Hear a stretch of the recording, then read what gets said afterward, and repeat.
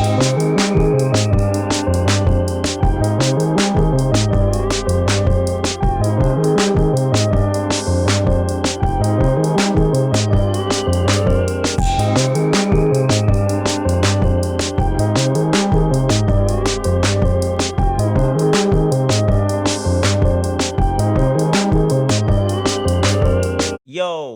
what up, everybody? Welcome back to Fandom Frequency. It's your boy Kenny coming at you solo today. Make sure you click that subscribe button below, guys, and show that support and love for the show over here on the YouTube channel. We're trying to grow the show, get more subscribers, reach more geeks, reach more fans, and grow this community and just keep doing this thing, man, and see what we can reach and see the heights that we can reach because the sky's the limit, man. And if you're checking us out on podcasts, click that download button. It helps the show out immensely. But with no further ado, let's get into that main topic, guys, which is What If, episode 7-9. And I know it's coming at you a bit late because I was in the middle of the move and the hiatus and all that, but we're back in full effect, bringing you guys this recap here today, and just starting off with my overall general thoughts through each episode, and then we'll kind of get into the negatives I kind of had with them and whatnot, and just my overall thoughts of the season of What If season 1, because we know we got that season 2 coming. So let's get right into it, and just some of my overall thoughts with episode 7, What If Thor Was an Only Child? Well, it's pretty much the Can't Hardly Wait Project X version of the Marvel Universe. It's like a high school party movie mixed into the Marvel Universe, where if Thor wasn't raised as a sibling with Loki, where his father, Odin, took Loki back and back to the Frost Giants, and he grew up there instead of with the Odinsons in Asgard. So everything plays out to where Thor becomes a party animal and all that, which is a lot of fun, you know what I'm saying, admittedly. So I have a lot of fun with this episode, getting to see him reconnect with Loki as a Frost Giant, and getting to see him party with the Grandmaster in Vegas, and they party all over the galaxy in different planets and comets and all this stuff, and they just keep having a great time, and that's all Thor really does is fight and party. And I love Party Thor, man. He's such a fun character and really fits in with the main version of Thor that we kind of knew back in phase 1 in our main timeline, the 616 universe, if you will. So it was a lot of fun getting to see that, but getting to see all these cosmic characters that we've met throughout phases 1, 2, and 3 in the Thor trilogy and all that, and Guardians of the Galaxy, just getting to get a big crossover in a way of where you didn't see a lot of these characters interact in live action, and getting a lot of the same actors to come back, like Karen Gillan and Chris Hemsworth, so on and so forth, Kat Dennings, and everything like that. What's her name? Brie Larson as Captain Marvel and all this stuff, and Tom Hiddleston himself as the Frost Giant of Mischief. You know what I'm saying? So getting all these actors back to voice the characters was definitely a big positive for the episode, man. And for all the episodes, mostly that had all these actors in general throughout the season of What If, really well done stuff. And I love how they brought most of the actors back. But of course, for certain circumstances, some of them didn't come back. But anyways, moving on through the episode. Of course, this episode isn't necessarily as deep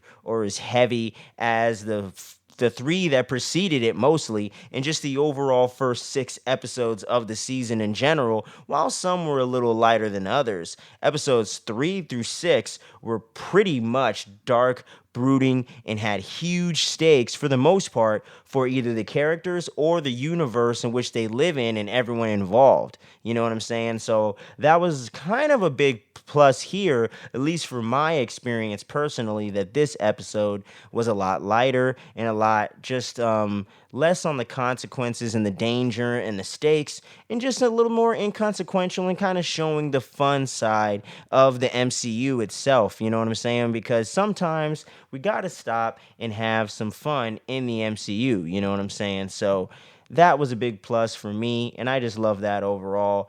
And when it comes to just the pacing and the action in the episode was actually really dope as well. Getting to see Thor fight Captain Marvel and all that good stuff, and just getting to see Surtur over here trying to hit on the Statue of Liberty and all this fun stuff. So I just had a lot of fun with the cameos and the jokes and just the overall action in the episode. And the animation, as throughout the rest of the season, was so well done in this episode, just from top to bottom, man. And the action gave me some DBZ vibes at times, the way that they were punching each other like super far away and flying from place to place and going really fast. And all you could really see from a distance was like flashes and like kind of where they were fighting and kind of where they're going and everything like that. So that was really dope overall. And just this episode's a lot of fun, man. The only thing I really got to knock it for is that it doesn't really have any big stakes for the overall season. And in a way, without Thor really tying into the rest of the season, and it almost makes it feel like, why the hell are we doing this, until you see the next two episodes in 8 and 9, where he does tie into the overall picture, especially at the end of the episode, where you see crazy ass Ultron pop up with the Infinity Stones, all of them. You know what I'm saying? So that heavily ties into the next episode, especially so, and the finale. So I love the way that they kind of tied it all together right there at the end and kind of just brought you along on just a fun ride to get you there. You know what I'm saying? And give you a little bit of a palate cleanser and a little bit of a breather from those previous 3 episodes, especially where people are dying left and right, zombies are tearing people apart, and Doctor Strange literally wipes out the universe. You know what I'm saying? So it was nice to have fun and to go on a ride. But let's get right into episodes 8 and 9, and just smush them right together, because you can't really have one without the other or discuss one without the other. And my big positives going into episodes 8 and 9 is the action is spectacular, man. It's right up there with the live action stuff, and it really feels like a lot of those live action Avengers battles, you know what I'm saying, that we're used to from the first 3 phases especially, but bringing in some of that new phase 4 flavor where it makes sense, you know what I'm saying, and with some of that visual flair that animation brings it's really dope overall. So I really enjoyed that. And let's see, man. Like, my other positives as well was the overall presentation, and the version of Ultron and Vision that we saw in this was exactly what I wanted to see in the live action version in Age of Ultron, which is still one of my fave MCU films, and is up there in probably like my top 15 or something like that. It's not necessarily the best of the MCU, but I still enjoyed it a lot and had a great time seeing it. It was just slightly disappointing in a few instances, but overall I thought it was a really dope sequel, especially to what we got before and what it was trying to live up to. I thought it did a damn good job, but this version of Ultron was way stronger, and that was one of my negatives of Age of Ultron, was Ultron's overall demeanor and just being too humorous and too laid back, you know what I'm saying, where you almost didn't take him seriously until he really started taking niggas out in the end, in the third act, and everything really started hitting the fan, you know what I'm saying? So until all that stuff goes down, you don't really feel the menace and the weight of the threat that Ultron really poses as a villain, especially when you know his history in the comics. You want to see that brought to life. So that was very, very, very, very, very well done here in What If episodes 8 and 9. So I had a lot of fun with that. And the Watcher's role overall definitely took a twist in a direction that I wasn't actually expecting overall, in the sense of he was actually fighting against Ultron, which was actually kind of cool to see. We're really defending himself, but you know what I'm saying. And it was really cool getting to see that stuff come to fruition,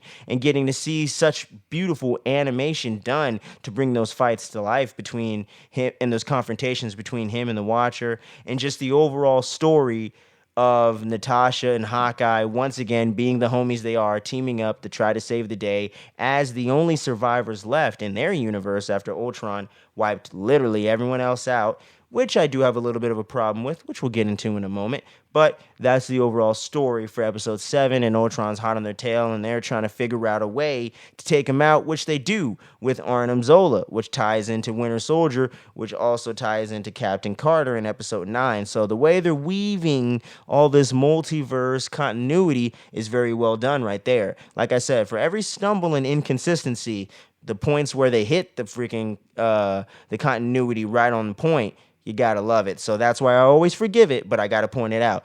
But there are some inconsistencies with Ultron getting to see into different fucking universes and shit like that, which slides us into our mixed elements and the negatives, of which is the fact that Ultron can see to different multiverses and shit like that and can see the Watcher. How in the hell is he doing that? It doesn't make any sense. And also the fact that he can use the Infinity Stones in alternate universes doesn't hold up with the continuity either. What we saw in phases 1 through 3 and in season 1 of Loki recently this year. So it doesn't make any sense when you got a bunch of Infinity Stones in the drawer at the TVA, but then you got someone that can break through the multiverse barrier, see the Watcher, fight the Watcher, damn near take him out himself, and then get to use his Infinity Stones in all the different multiverses when supposedly that's not supposed to be able when that's not supposed to be possible. So that was just a really big issue and inconsistency I had with these last few couple episodes overall. You know what I'm saying? And the fact that when the Watcher brings the whole team together, which slides back into the positives, getting to see T'Challa from episode 2 back and Killmonger from episode 6 and all this other stuff, and just getting to see Doctor Strange, Gamora, who was supposed to have her own episode but didn't make it in this season, but we're gonna see it in season 2. So I'm looking forward to that team up with her and Iron Man, getting a little bit of that Guardians of the Galaxy 2012 run flavor. So all my comic nerds who know what's up with that, hell yeah. But anyways, moving on and getting to see all the team assembled together, Captain Carter, Thor, and all that stuff, and then them formulating their plan to go take on Ultron was a lot of fun. And seeing how Gamora had this Infinity Crusher, as she calls it, this machine that's supposed to take out all the Infinity Stones at once or whatever, and she was going to use that against Thanos in her universe, and then she gets plucked out of hers to take it to use it against Ultron, and they formulate this big plan to do that. And once they get him into the position they want him in, and they're going to do this, oh no, all of a sudden they don't work, which goes back into the negatives. How her Infinity Crusher can't crush his stones because they're made for her stones in their universe. You know what I mean? So I don't get how one thing doesn't work for the other universe when the stones themselves shouldn't work for the other universe at all. So anyway, moving on. So that's a big inconsistency there. But moving right back into the positives, the end battle is fantastic. And just the way that they figure it out, and they see that, and Black Widow sees the arrow there and has the Arnim Zola virus and program inside of it, and they figure out a plan with her teaming up with Captain Carter to distract him in order to get the arrow into his eye or whatever to infect him with the virus. All of that and that entire sequence was so well done, and I had such a blast with that, man. And just the overall twist there at the end with Killmonger betraying them, of course, and about to take the stones for himself until Zola comes back to life using Vision's body, or not to life, but wakes up again using Vision's body after Killmonger's using the Ultron armor and says, hey, that's my armor, give me those stones. And these two were in a tug of war, if you will, for the stones. And then Doctor Strange is like, oh shit, we're not supposed to beat him hand to hand like that. We're supposed to just trap them and separate the stones from Ultron's body. So that way, boom, we save the day. So that's what he does. And then they get put into this little pocket dimension that Doctor Strange creates and traps them inside of there. And that just really thinks, or makes me think and hold this idea in the back of my mind. Is this going to come back around in phase 4, i.e. in Multiverse of Madness in next May or something like that, Loki season 2? What if season 2? You know what I'm saying? Is this going to tie into live action at all, or just stay in the animated pocket of the MCU? I'm not quite sure. I'm leaning more towards what if season 2, but I wouldn't be surprised if they cross this over with Doc Strange a little bit, because you know WandaVision's going to do that with Doc Strange and other things like Loki season 1.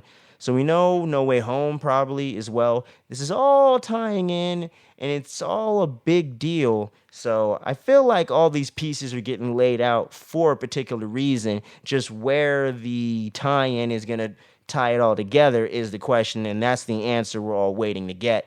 But overall, man, I just love this episode of episode 9 especially. Episode 8, I had a few issues with, like, how does Natasha and Hawkeye be the only survivors in the entire Marvel universe against Ultron with all 6 Infinity Stones when people like Gamora or Thor or Doctor Strange have abilities and powers and invulnerability to things and have been living for thousands of years and have all these crazy power sets, but these are just normal humans with exceptional abilities for a normal human on some Batman shit. He's not going to live against Darkseid and the Darkseid War. I mean, Darkseid and the Darkseid War. You know what I'm saying? That doesn't make sense. So that's the only thing I have as an issue really with episode 8 as well as episode 9, and just tying in with the inconsistencies in both episode 8 and 9 with the Infinity Stones and Ultron and all that stuff. That's really my only main negatives for those 2 episodes. Otherwise, I think they're really, really dope overall. Just have a few issues here and there. And even though episodes 2 and 4 are probably still my favorite of the entire season, episodes 8 and 9 do give them a run for their money, you know what I'm saying? And it's a really good finale to the show overall. And I gotta say, I dig it, man. And overall, What If is a pretty dope series. If you like animation, and especially if you dig superheroes, sci-fi, the MCU, time travel, check it out, man. It's a lot of fun. I gotta give the show a big old 8.5. You know what? No, I'm going to give it 8 out of 10. It's a very, very fun series, very solid series. And as an MCU fan, I got to give it a little bit of a bump up because it is a lot of fun. But there are some issues here and there with the pacing. There is some issues with inconsistencies for my fellow MCU fans out there. There is some stuff out there you're going to say and be like, oh shit, I don't know about that. But overall, you're going to have a blast. You're going to have a smile on your face. And I got to recommend it to all of y'all out there. And if you've checked out the show and if you dig it, and if you didn't dig it, either way, let me know your thoughts below in the comment section. I want to get into a discussion with y'all. Where do you feel What If lies overall with all the MCU shows so far? So when it comes to Loki, WandaVision, Falcon and Winter Soldier, What If, where does this rank for you out of those 4? Is it number 1? Is it number 4? Is it terrible? Is it great? Who knows? And we got Hawkeye right around the corner, so there might be another 5 on an episode in the works. We'll see what's up. But anyways, thank you for checking out this episode, and we got a lot more stuff coming, guys. As you see, we got the new studio set up, and it's going to keep getting better and cooler looking, and the sound is going to continuously get better because I haven't treated everything like I want to yet, but we're getting there. It's all a work in progress, but we're going to keep this content rolling because you guys have been responding and loving it. I love doing it. We have a great time over here creating this content for you guys. So thank you for checking it out. Make sure you share this with your homies out there and continue growing the show. Eternals, right around the corner. We got a review coming for that. And don't you forget about that Ghostbusters. Who you going to call? Fandom Frequency for that review.